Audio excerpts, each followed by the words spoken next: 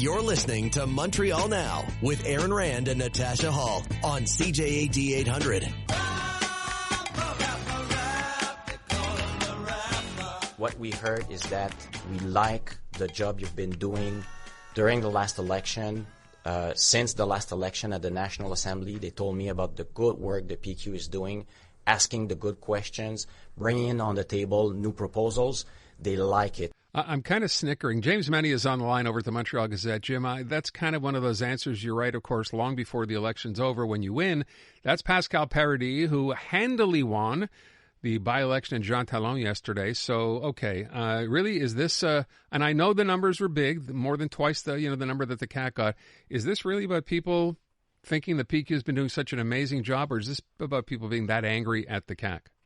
You know, Louisville slugger is not often a word I would use to describe a political party, but that's exactly what happened last night with the Parti Québécois. They were used by the good people of Jean Talon as a baseball bat to literally knock the Coalition Avenir Québec out of the park.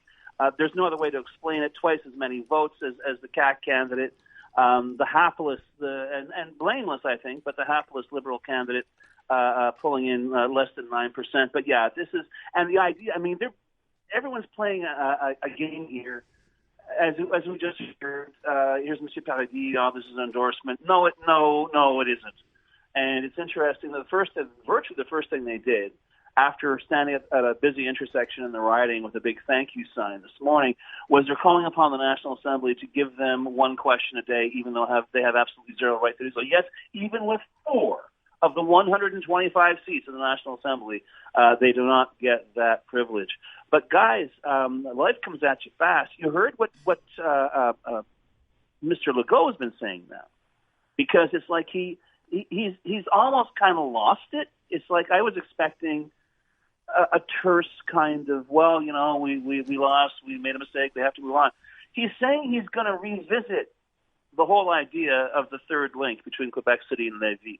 And in his comments today, he suggests, well, no, people thought that we had abandoned it.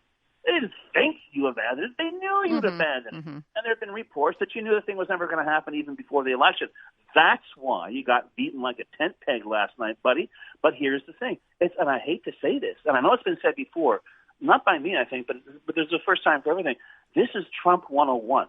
This is like you create your own set of facts, and you say, well, no, obviously it was we didn't get the message out. Now we're going to sit down with the people in Quebec City and build this link. And my buddy Phil Otier of the Montreal Gazette, actually, don't you think you're creating false hopes? I thought it was a great question, simply because my translation was, do you think people will fall for this again? And yet here we are. It's just crazy. But yeah, this was a message. I think the real surprise last night was just how angry the people in the riding were. I kind of figured it would be a PEC win, but like everybody else, I thought it was going to be a lot closer than this. And this was a rout. This was an embarrassment. Well, especially for the Liberals, I would say. Oh, please, 8.85%. Did you hear Martin Gay today? No. What did he say? Basically saying, well, it's because people don't think that the CAC's a good government. And we had a role to play in that. And I know, I heard you guys talking to David Hertel last week and his idea that maybe it would be smart for them to play the long game. I'm very sorry, with all due respect to David, they had better get their act together yesterday.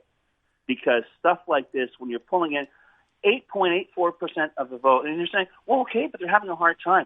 The Liberal Party of Quebec represented that riding for 53 years. And this is the result that they got, okay? It's almost as if they're just playing out the string. I don't think there's a plan for the Liberals. And as ready as I am to, honest to God, write them off, it's not exactly all beer and Skittles for Quebec Solidaire either. Well, okay, so let's discuss that, because they don't get talked about even at all, or didn't get talked about much in this riding at all. Or what's going on here? Well, okay, and I know I can't see her, but I know Natasha is going to get a little tense when I say this. All right. But we had a little chat about this while Aaron was on a well-deserved vacation. But perhaps if Quebec Solidaire hadn't sort of put itself on the map in that by-election by insisting that the local candidate withdraw in favor of a woman and sort of go into this ideological public catfight Olivier Bolduc might have done better than 17%, but quite frankly, to hear Gabriel Nadeau-Dubois today saying, well, our support is young people and young people don't vote, get out of here, all right? You guys are off the radar. You're becoming, dare I say it, as removed from the political mainstream as the Quebec Liberal Party, which is you're a young party. It took the Quebec Liberals more than a century to get to where they are now. You guys have only been around for a few years, so this is a big deal. All of which poses the question: where does that leave the opposition? I don't think, I think Francois Legault went to bed last night disgruntled, but he wasn't scared. And quite frankly, I think what he said this afternoon is not even worth the oxygen he expended to say it. So honestly, I don't see any big changes coming here. Yes, it was a symbolic gesture, but symbolic gestures are quite rightly, worth the symbolism that they create, and that's it. I don't think there's going to be a PQ renaissance.